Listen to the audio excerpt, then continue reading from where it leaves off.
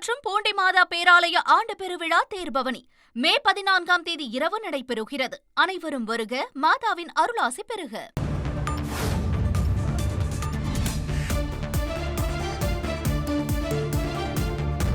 தமிழகத்தின் 6 மாவட்டங்களில் இன்று கனமழை பெய்யும் என்று சென்னை வானிலை ஆய்வு மையம் தகவல் தெரிவித்திருக்கிறது. இது பற்றின மேலும் விவரங்களை செய்தியாளர் தாயுமானவன் வழங்கிட கேட்கலாம். தாயுமானவன், வணக்கம்.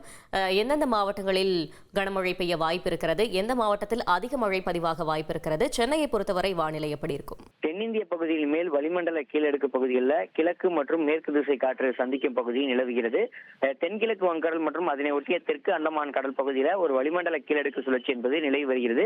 இந்த நிலையில் தான் தென்கிழக்கு வங்கடல் பகுதியில் தென்மேற்கு பருவமழை வருகின்ற 13ஆம் தேதி வாக்கில் உருவாகுவதற்கான வாய்ப்பு இருப்பதாக வானிலை ஆய்வு மையத்தின் சார்பில் தகவல் என்பது வெளியிடப்பட்டிருக்கிறது.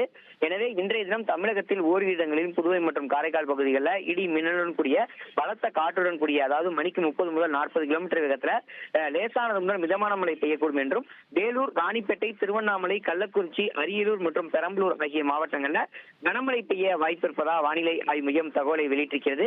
அதேபோல் வெப்பநிலையை பொறுத்தமட்டில் தமிழகத்தில் அதிகபட்ச வெப்பநிலை என்பது பொதுவாக பெரிய மாற்றத்திற்கான வாய்ப்பு குறைவாகவே இருப்பதாகவும், நாளை முதல் வருகின்ற 12ஆம் தேதி வரை அதிகபட்ச வெப்பநிலை என்பது 2 டிகிரி செல்சியஸ் வரை படிப்படியாக உயரக்கூடும் என அறிவிப்பானது வெளியிடப்பட்டிருக்கிறது.